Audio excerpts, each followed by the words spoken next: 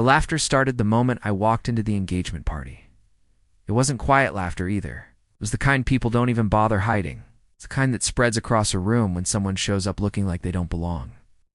Conversations slowed, heads turned, and the whispers began before I even reached the table.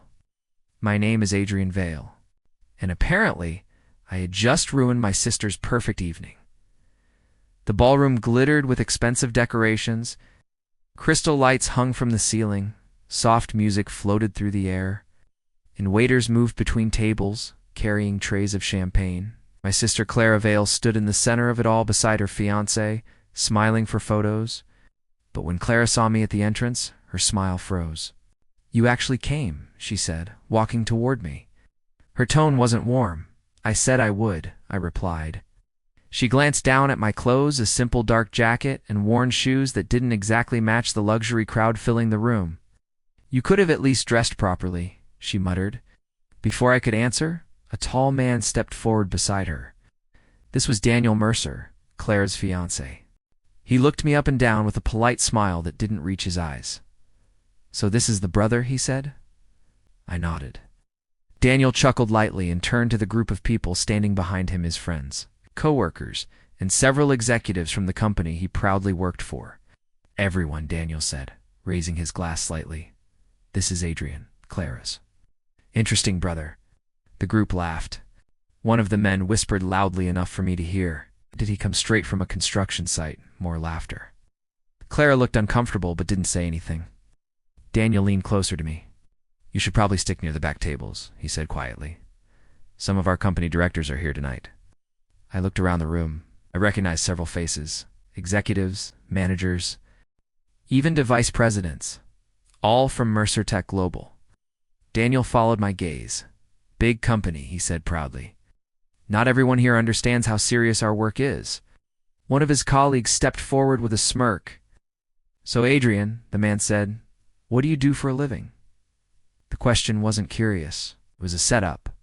I shrugged slightly. "I run a small business." More chuckles. Daniel raised an eyebrow. "What kind of business?" I took a sip from the glass of water a waiter had handed me. "Oh," I said calmly. "Technology." What? That made the group laugh even harder. One of the executives shook his head. "You know how many people say they run tech companies?" he said. Daniel smiled. "Relax, guys," he added. My future brother-in-law is clearly ambitious. Sarcasm was obvious. Across the room, Clara looked like she wished I would disappear. Daniel leaned closer again. He said quietly, "Mercer Tech Global is actually hiring interns right now." The group burst into laughter again, but I didn't react. Instead, I looked up at the giant screen behind the stage where Clara and Daniel's engagement slideshow was playing. Then I noticed something. The company logo in the corner of the screen, Mercer Tech Global. I slowly turned back to Daniel. "You work there?" I asked. Daniel smirked proudly. "Senior Operations Manager." I nodded. Then I glanced at the rest of the executives standing around him. Vice presidents, department directors, people who clearly believed they were important. For a moment, I said nothing. Then I pulled my phone out of my pocket. Daniel laughed. "What? You texting someone for help?" I shook my head. "No, I tapped the screen once." And a moment later, every phone belonging to Mercer Tech executives in that ballroom suddenly vibrated at the same time. The laughter stopped instantly, because the message on their screens said only one thing: "Emergency company notice. CEO Adrian Vale has arrived." For a moment, the ballroom went completely silent. The laughter that had filled the room seconds earlier vanished like someone had flipped a switch. One by one, the executives around Daniel Mercer looked down at their vibrating phones, then slowly looked back up. At me, Daniel frowned as he glanced at the notification on his screen. "What is this?" he said. One of the vice presidents beside him looked confused. "This says the CEO just arrived." Daniel scoffed immediately. "That's impossible," he replied. "The CEO is supposed to be in Singapore this week." I slipped my phone back into my pocket. "You're right," I said calmly. Daniel rolled his eyes and turned to the group around him. "See?" he said with a laugh. "Probably some system glitch." But one of the directors wasn't laughing anymore. He was staring at me hard. "Wait," the man said slowly. Daniel looked at him. What? The director stepped closer to me. You said your name was Adrian Vale? I nodded once. The man's face suddenly drained of color. Daniel noticed the change immediately. What's wrong with you? The director swallowed. Daniel is the founder of Mercertech Global. Daniel waved his hand dismissively. Yeah. Adrian Vale. Everyone knows that. The director slowly pointed at me. Yes, he said quietly. Everyone does. The room suddenly felt like it had stopped breathing. Daniel looked from the director to me, then laughed again, though the confidence in his voice had begun to crack. You can't be serious. I tilted my head slightly. You've worked at Mercertech for 3 years, I said calmly. Senior operations manager. Daniel's smile faded just a little. Out! How do you know that? I shrugged. I read reports. A few more executives stepped closer now, studying my face carefully. One of them whispered under his breath, "Oh my God." Daniel tried to laugh again. "Okay," he said. "Nice joke. Really funny." I nodded toward the giant engagement screen behind him. "Interesting presentation," I said. Daniel glanced back at it. "My team made it." "I know," I replied. Then I pointed toward the Mercertech logo glowing in the corner of the screen. That logo cost me 2 years of my life to design. Now the silence in the room felt heavy. One of the vice presidents slowly straightened his posture. "Mr. Vale," he asked cautiously. I gave a small nod. "Yes." The man immediately lowered his glass. Then without hesitation, he said the words that made the entire ballroom freeze. "Good evening, sir." Every Mercertech employee in the room turned pale. Daniel Mercer stared at me like someone had just pulled the floor out from under him. "You're joking," he whispered. I looked calmly around the room. Every employee standing there now looked like they were trying to disappear. "Not joking," I said. Daniel's voice trembled slightly. "You're telling me?" He looked at the executives, then back at me. "That you're the CEO of the company I work for?" I met his eyes without blinking. "Yes." Daniel's face turned white. Behind him, Clara slowly covered her mouth in shock as the truth settled over the room, because suddenly the brother everyone had just mocked was the man who signed their paychecks. For several seconds, no one spoke. The music in the ballroom continued playing softly in the background, but the group surrounding Daniel Mercer had gone completely still. Just moments earlier, they had been laughing and joking, treating me like someone who didn't belong in the room. Now they looked like employees standing in front of their boss after making a very bad mistake. Daniel's voice came out uneven. "You're serious?" I didn't answer right away. Instead, I picked up the glass of water from the table beside me and took a slow sip, letting the silence stretch long enough for the truth to settle in. One of the vice presidents finally stepped forward nervously. "Mr. Vale," he said, "we didn't realize you would be attending tonight." Daniel turned toward him sharply. "You're actually calling him Mr. Vale?" The vice president didn't laugh this time. "Yes," he replied quietly. Daniel's confidence finally began to collapse. He looked back at me again, his expression shifting from disbelief to panic. "But you don't look like a CEO." I raised an eyebrow slightly. "What does a CEO look like?"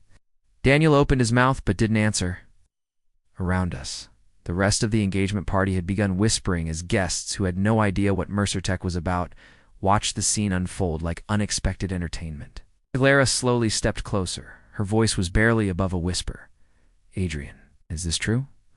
I looked at my younger sister calmly. "You never asked," I said. Her eyes widened. "But you said you were starting a small tech business." "I did," I replied, nodding toward the executives standing around Daniel.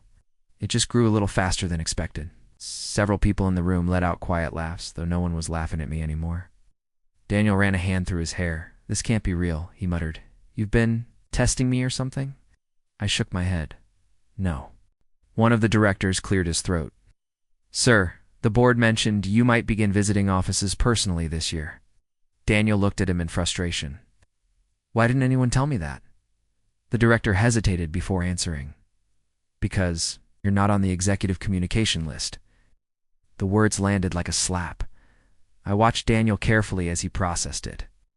"You've been working hard, though," I said calmly. Daniel looked up quickly. "Of course I have." He gestured toward the executives around him. "He'll tell you." No one spoke. The silence told him everything he needed to know. Daniel's voice grew more desperate.